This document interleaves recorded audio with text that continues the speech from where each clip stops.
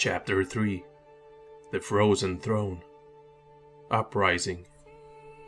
Once more, against impossible odds, Azeroth's defenders had turned back the Burning Legion. Despite the crushing defeat, the Demon Lord Kil'jaeden did not believe that all was lost. He still had the Lich King, some of his Dreadlords, and the Scourge at his disposal. The undead had suffered heavy losses in Kalimdor, but thousands of the monstrous creatures remained in control of Lordaeron. The Scourge could quickly replenish their ranks and mount another attack. But when Kil'jaeden reached out to the Lich King, his hopes died. The entity refused the Demon Lord's command. The Lich King had seen the defeat at Mount Hyjal as an opportunity to break free of the Legion, and he wasted no time. He rallied Arthas Menethil, Kel'Thuzad, and the rest of the Scourge in Lordaeron. With his forces amassed and completely under his control, he sent them against his remaining Dreadlord handlers, Balnazar, Varimathras, and Deathrock. The Dreadlords stood little chance against the seething mass of undead. The demons fled into the Plaguelands and used their dark magics to shroud themselves from sight. Now, the Legion could not oppose the Lich King. The Scourge was his, and his alone. Kil'jaeden had always suspected that the Lich King might rise against him. What the Demon Lord hadn't expected was how devious his weapon had become. The Lich King had hidden his true might from Kil'jaeden and the Dreadlords. He'd played the part of a loyal servant, all the while manipulating the demons.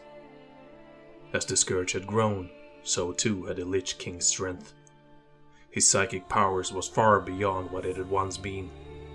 The opportunity to use the Lich King to launch another Legion assault against Kalimdor had slipped away. Far worse, the entity now posed a direct threat to the demons. If the Lich King conquered Azeroth, any future demonic invasion would be nearly impossible. There was but one thing left to do: destroy the Lich King. Kil'jaeden sensed a new demon on Azeroth who was strong enough to complete the task. Someone who had allied with the Legion during the War of the Ancients. Servant of the Legion. In consuming the skull of Gul'dan, Illidan Stormrage had acquired otherworldly knowledge and strength, but transforming into a demon had also made his presence known by Kil'jaeden. From afar, Kil'jaeden reached out to Illidan with an offer. If the former Night Elf destroyed the Lich King, he would be granted anything his heart desired. Illidan was intrigued. Given his history of fighting the Legion, he would have expected Kil'jaeden to see him as an enemy, not as a potential ally. Clearly, the Demon Lord needed him, and he thought the former Night Elves would simply bend the knee for a few scraps of power. Kil'jaeden knew nothing of Illidan's singular quest to annihilate the Legion. Though it took great effort, the former Night Elf buried his true thoughts deep within his mind and hid them from the Demon Lord. Illidan feigned allegiance to Kil'jaeden and accepted the offer, seeing it as an opportunity to learn more about the Legion. He was also eager to get rid of the Lich King. In his view, the entity was nothing more than a Legion-forged weapon. The sooner he culled the creature from Azeroth, the sooner he could focus all his attention on the Legion itself. From what Illidan knew of the Scourge and his vast numbers, a frontal assault against the Lich King would be impossible. He had something else in mind, something more suited to his sorceress's abilities. The Skull of Gul'dan had granted him knowledge of an artifact called the Eye of Sargeras. It could act as a conduit of Illidan's own magic, amplifying it and allowing him to strike the Lich King from a great distance. There was only one hurdle to overcome, and it was immense.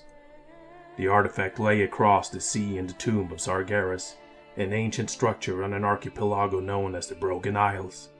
The Broken Isles had once been part of the Night Elven Empire, but that was over 10,000 years ago. Illidan knew little of what dangers might await him there now. He needed allies to help him recover the Eye of Sargeras, but he could not ask for assistance from the Night Elves, not after Malfurion Stormrage had banished him from their lands. Moreover, Illidan was being hunted. The Night Elf Watchers who had guarded him for millennia were furious that Tyrande Whisperwind had set him free. None more so than the Order's leader, Warden Maeve Shadowsong, the epitome of the Watchers. Maeve was a militaristic proponent of the law who dedicated her life to watching over prisoners and hunting down dangerous criminals. She saw Tyranda's liberation of Illidan as more than an act of recklessness. She saw it as a treason. Tyranda had killed many of the Watchers to unleash the betrayer. Maeve would never forgive her for that. Never. Nor would she allow Illidan Stormrage to walk free. Illidan knew that it was only a matter of time before the Watchers found him. With little other choice, he reached out to the creatures from his past, the Highborn sorceresses.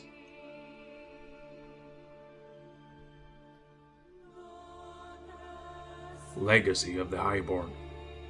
10,000 years ago, when the original Well of Eternity imploded during the War of the Ancients, the Highborn sorceresses were sucked into the depths of the sea alongside their queen Ashara. There, in the darkness beneath the waves, they found salvation from the old gods. In exchange for servitude, the old gods spared the Highborn from their watery doom. But there was a price.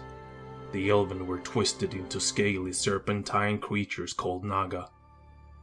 Their hearts became as black as the deepest ocean trenches, and hate enveloped their thoughts. Illidan Stormrage had heard only rumors of the Highborn's fate. Whether they were true, he did not know. But when he cast a powerful spell to reach the Highborn in the ocean deeps, they answered. A group of Naga led by Lady Vash emerged from the depths, an army of scale and fang. One and all, they pledged themselves to Illidan. The Naga did not come because of the history they shared with the former Night Elves, nor did they respect his power as a demon. They came because the Old Gods willed it. The Old Gods had taken notice of Illidan. His hunger for power and his chaotic past intrigued them. His quest to destroy the Lich King could spark a new war on Azeroth, one that would likely envelop the undead, the world's nations, and the Legion. With that kind of turmoil consuming Azeroth, Shogal and his cultists could awaken the Old Gods relatively unopposed. Illidan had the potential to be very useful, and the Old Gods had sent the Naga to make sure his campaign against the Lich King succeeded. If the former Night Elves became troublesome, so be it. The Old Gods would simply command the Naga to cut out his fell corrupted heart. Either way, the Old Gods were confident that they could use Illidan Stormrage to bring a new age of conflict to the world.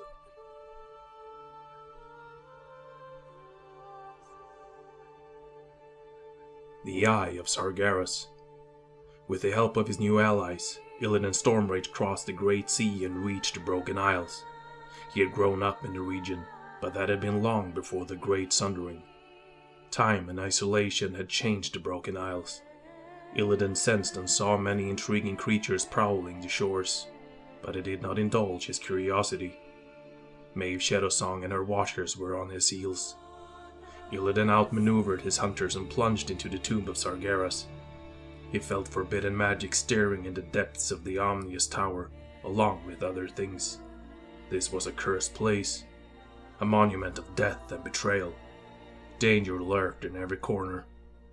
Gul'dan's memories helped him safely navigate the tomb's windings, waterlogged corridors. He found the Eye of Sargeras not a moment too soon. A number of Watchers had closed in on him, but whatever chance they might have had to restrain Illidan was gone. With his sorceress powers magnified by the Eye of Sargeras, he was beyond their control.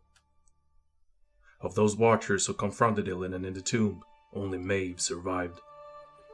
Severely wounded, she retreated to the surface and rallied the rest of her Watchers.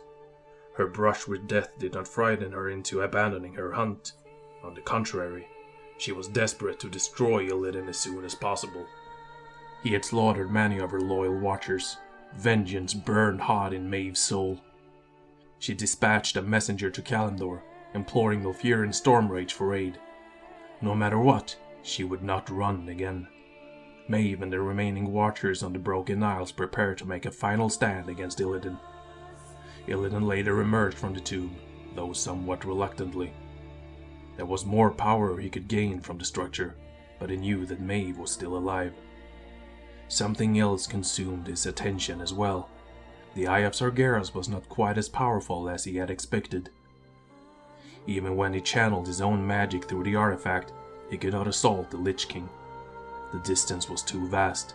He needed an additional source of magic to amplify his spellwork.